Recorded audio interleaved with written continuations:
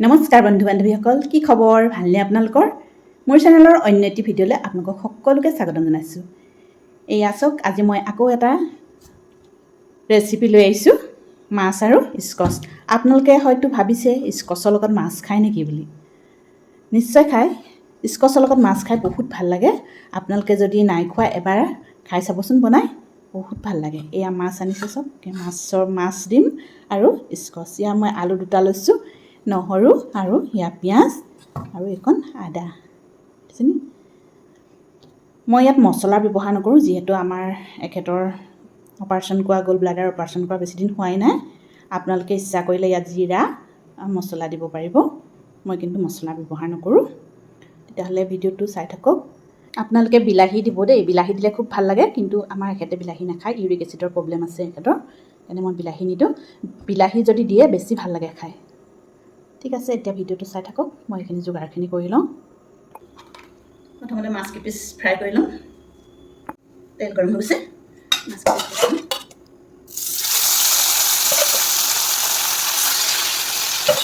একেলগে ফ্ৰাই কৰি দিওঁ।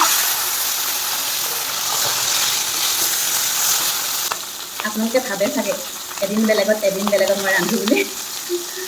আচলতে কথাটো কি হৈছে নাই, মই মানে পাকঘৰৰ চিমনিটোৰ পৰা ষ্টভটোত পোহৰ নপৰে, আৰু মই যদি চিমনিটো চলাই লওঁ তেতিয়াহ'লে তাৰ শব্দত মানে মোৰ কথা আপোনালোকে এটাও শুনি নাপায়। যিহেতু মোৰ মাইক নাই, সেইকাৰণে এইটো প্ৰব্লেমটো হৈ আছে নহয়। এতিয়া মই এইটো এক্সট্ৰা ষ্টভটোত ৰান্ধি আছোঁ, ইয়াত তলতে নমাই লৈ। এইটো প্ৰব্লেম হৈ আছে মোৰ। চিমনিটো লাইট আছে, লাইটটো কাৰণে ঠিকে আছে, কিন্তু শব্দটো ইমান বেছি ওলাই যায়, সেইকাৰণে মানে একো কথা শুনা নাযায়। এইটোৱে কথা।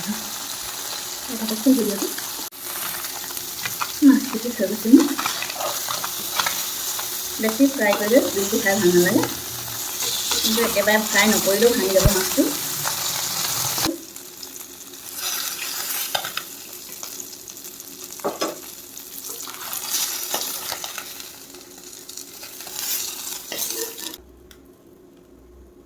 এইখিনি মই আটাখিনি একেলগে দিছোঁ। আদা নহৰু থেতালি লৈছোঁ, তেজপাত পিঁয়াজ আৰু আদা নহৰু এই তেজপাত দি দিছোঁ, পিঁয়াজো দিছোঁ, লগতে চব দি দিছোঁ। অলপ কমাই ল'ব লাগিব, জুইটো বেছি হৈ গৈছে।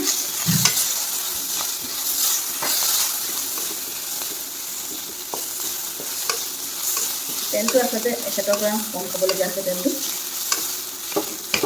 তেলটো এনেও পেটৰ কাৰণে ভাল নহয়, মুখৰহে জুতি তেলটো।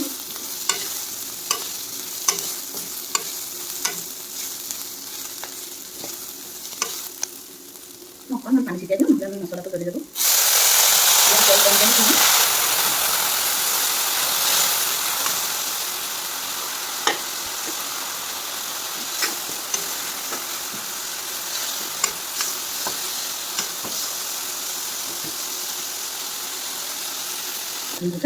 মছলা মানে আদা নহৰু আৰু তেজপাত পিঁয়াজ, এয়া আৰু মছলা।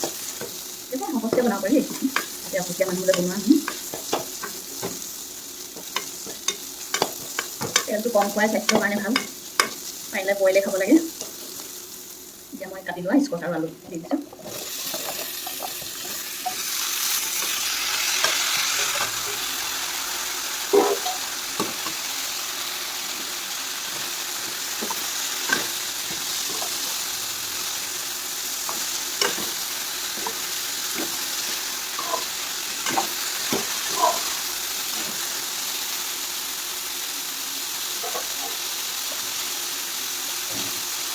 আলু দি দিছোঁ।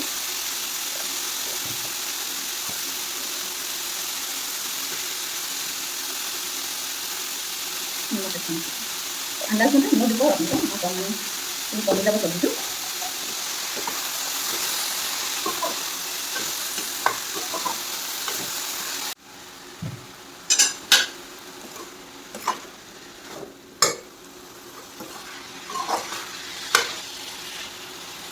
এইখিনিকে ঢাকি ঢাকি কম জুইত আধা সিজালৈকে ৰান্ধিব। কি হৈছে চাওঁ এতিয়া এইখিনি।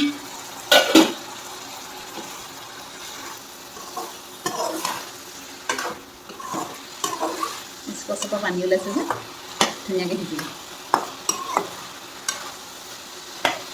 আৰু অলপ সিজাৰ পিছতে পানী দিম মই অলপ ভাঙি গ'লে ভাল লাগিব খাবলৈ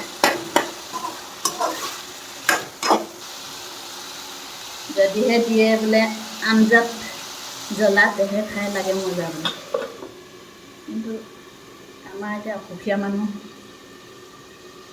দুজন মানুহৰ কাৰণে কি বেলেগ বেলেগকৈ বনাই খাম দিবলৈ ইচ্ছা থাকিলেও এতিয়া দিব নোৱাৰোঁ আছোঁ এইখিনি আধা আধি সিজিছে দেখিখিনি ভাঙি গৈছে এতিয়া মই পানী দি দিম গৰম পানী কেটলিত গৰম পানী কৰি থৈছোঁ গৰম পানী ঢালি দিছোঁ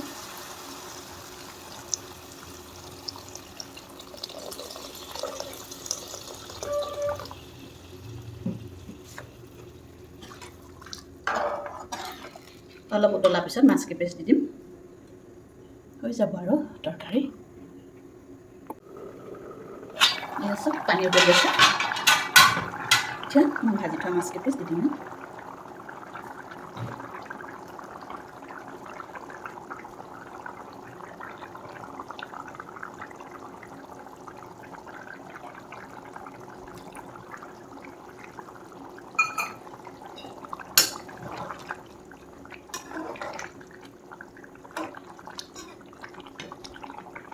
পানীটো শুকোৱাৰ পিছত আৰু থুপথুপীয়া হ'লে আৰু নমাই থ'ম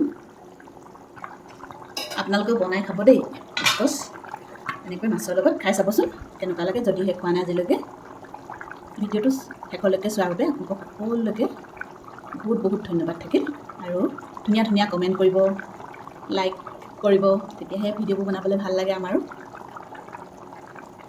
ঠিক আছে আজিলৈ আহোঁ বাই বাই